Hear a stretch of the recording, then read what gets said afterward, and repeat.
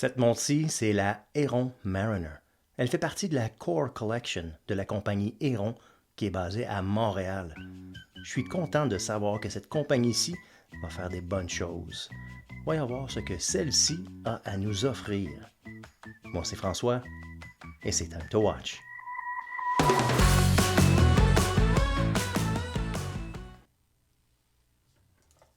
Cette montre-ci, c'est la Héron Mariner. Héron, c'est une compagnie d'ici, de Montréal. Et puis, peut-être que vous allez dire que j'ai un parti pris. Ben oui, effectivement, j'ai un parti pris. J'ai fait l'évaluation de la Héron Gladiateur. Pour ceux qui le savent, je vais vous laisser un carton ici pour que vous puissiez la revoir. Et puis, évidemment, cette montre-ci, c'est une coche ou plusieurs coches au-dessus de la Gladiateur pour plusieurs raisons. Lorsque j'ai vu cette montre-ci sur leur site web, je la trouvais ordinaire d'une certaine façon, mais j'étais assez curieux pour savoir qu'avait-elle à offrir. Et puis donc, je suis rentré en contact avec eux et je leur ai demandé de me la prêter. Malheureusement, je dois la retourner. Et je dis malheureusement parce que ça fait quelques semaines que je la porte et puis j'ai appris à l'adorer. Non seulement l'aimer, l'adorer. Mais ce n'est pas une montre parfaite. On va parler de ce que j'aime bien, de ce que j'aime un peu moins bien. Et on va parler des composantes de la montre en tant que telle. Et puis, évidemment, je vais conclure le tout. Donc, évidemment, je vous dis ça à chaque fois, mais c'est parce que ça aide vraiment ma chaîne. Mais n'oubliez pas, si vous aimez ce genre d'évaluation et que vous écoutez encore à ce point-ci, appuyez sur le bouton like. Ça aide beaucoup plus que vous le croyez. Et puis, évidemment, je vous encourage de vous abonner et d'appuyer sur la petite clochette. Alors, parlons maintenant des caractéristiques de la montre. Cette montre-ci, elle a un diamètre de 39 mm, un corne à corne de 47 mm. Entre les cornes, c'est 20 mm et l'épaisseur, c'est 12,9 mm, qui est assez mince, qu'on considère, qu'on a le cristal ici qui dépasse beaucoup, donc un Boxed Sapphire Crystal, mais aussi parce que cette montre-ci, vous allez voir ici, dans le fond du cadran, elle a la capacité de 300 mètres de résistance à l'eau. Donc, c'est une montre pure plongeuse. Vous allez voir par les différentes caractéristiques de la montre elle-même. Et c'est que Héron a décidé de faire une montre hommage d'une certaine façon aux montres d'antan de 1950 environ. Donc, ces montres-là ont des caractéristiques particulières, dont, entre autres, la flèche qui était indiquée à midi pour indiquer l'orientation de la montre en tant que telle et la visibilité en plongée pour que ça soit encore plus évident.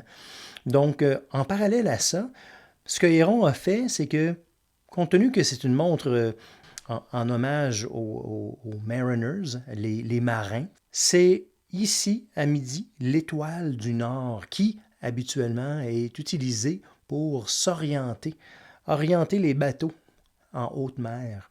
Donc, c'est un petit clin d'œil à ça.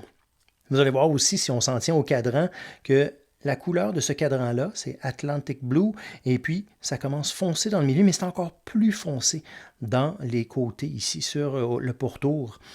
Au pourtour, on voit l'aiguille des secondes qui se rend jusqu'au bord, mais on voit à peine les petites marques de minutes. Donc, cette visibilité au niveau des minutes, c'est passable. Par contre, le fait qu'il y ait un bon contraste entre les aiguilles et les marqueurs de l'heure, qui sont des marqueurs appliqués, et en plus, qui sont pleins de luminescence, ainsi que les aiguilles elles-mêmes, c'est une très bonne lisibilité. Non seulement il y a de la luminescence sur les marqueurs et les aiguilles, mais il y a aussi des marqueurs sur la loupe ici qui sont pleins de luminescence. Je vais vous montrer des images. La luminescence, elle est excellente. Elle dure très longtemps et elle est très visible tout au long de la nuit. Un autre fait marquant de la montre, c'est qu'elle soit très sobre malgré tout. Et c'est un peu pour ça que je la trouvais ordinaire initialement, mais j'aime bien la sobriété qu'ils ont ajoutée, dans le sens que on a la même couleur sur la loupe que sur le fond. On a une uniformité à l'intérieur, dans le sens que, vous vous rappelez ici, le mouvement à l'intérieur, c'est un Miyota C'est un Miyota 9039 et puis c'est un pur non-date, dans le sens qu'on ne voit pas ici de date et tout est aligné.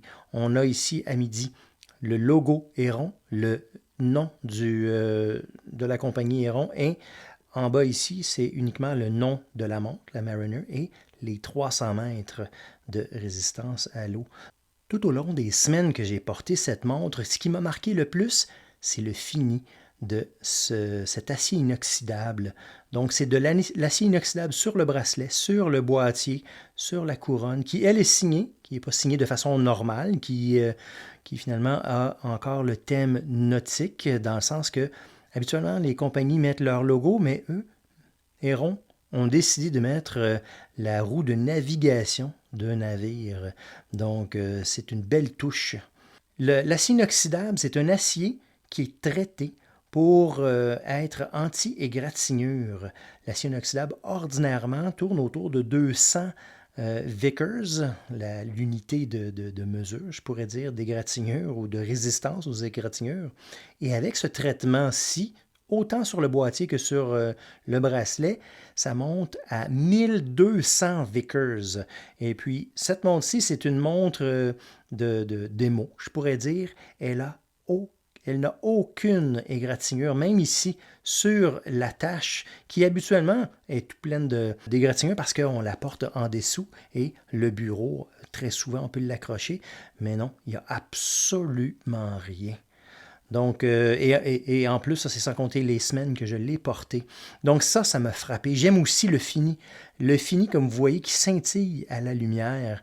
J'aime beaucoup ce bracelet. Le bracelet, c'est un fini avec des 3 liens plats sur le dessus et arrondis en dessous ici. Donc, ça ajoute du confort, mais j'aime bien le look plat ici. Ça fait très sobre encore, qui ajoute la touche de sobriété par rapport au cadran en tant que tel.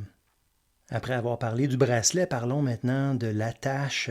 C'est une attache qui ajoute de l'équilibre entre la tête de la montre et le bracelet en tant que tel. Donc, c'est quand même une attache qui est assez volumineuse, à double bouton poussoir et, vous voyez, la signature ici, le beau logo du Héron.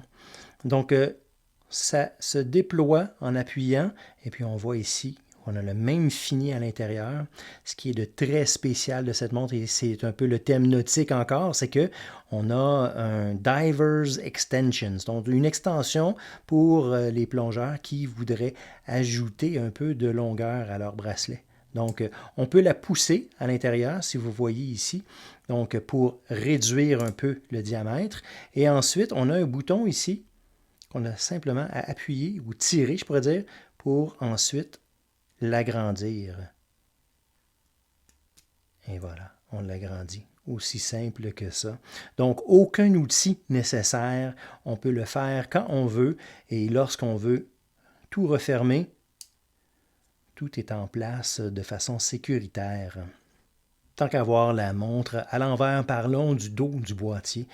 Comme vous voyez, c'est un dos de boîtier qui est vissé et qui n'est pas un display. Donc, on ne voit pas le mouvement à l'intérieur et c'est bien correct parce que le mouvement Miyota 9039 n'est pas un mouvement qui est décoré, qui vaut vraiment la peine d'être vu. On a les marques au pourtour qui sont les marques habituelles qui parlent de la profondeur de la montre, le type de matériel. Et puis, j'aime bien cette touche artistique sur un dos de boîtier versus voir un mouvement qui ne vaut pas la peine d'être vu. Je vous ai parlé du mouvement à l'intérieur à plusieurs reprises. Ce mouvement est opéré par cette couronne que je vous ai mentionnée tantôt. Et puis, c'est une couronne qui est vissée, évidemment, pour assurer les 300 mètres de résistance à l'eau. Et la première position, une fois dévissée, c'est pour monter la montre. Et puis la deuxième position, c'est pour ajuster la montre. Donc, une fois que le tout est fait, on repousse et on revisse. L'expérience, disons, de vissage est très bon, mais on sent un peu de résistance. Ce n'est pas très souple, ce n'est pas non plus très agressif, dans le sens qu'on ne sent pas comme s'il y avait de la terre à l'intérieur.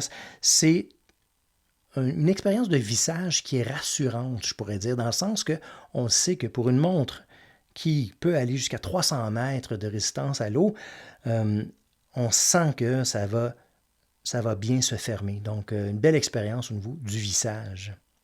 Vous voyez ici les bordures qui sont prominentes au niveau de la protection de la couronne. Donc, aucun souci si jamais on accroche la montre. Donc, elle est très bien protégée.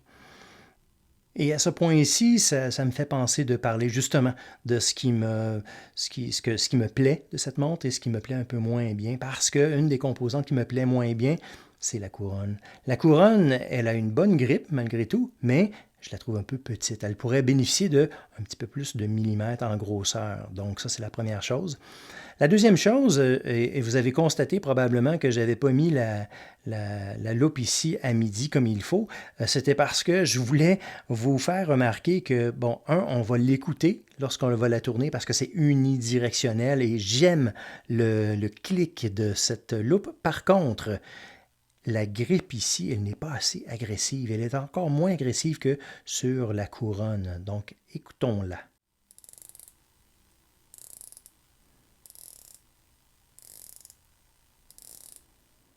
Et lorsqu'on arrive en haut, directement aligné.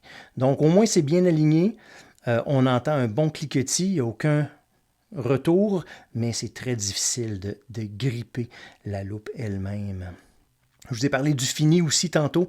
Les seules composantes qui ne sont pas brossées avec ce beau brossage très luminescent, je pourrais dire, c'est la petite bordure ici et la bordure sur la loupe elle-même.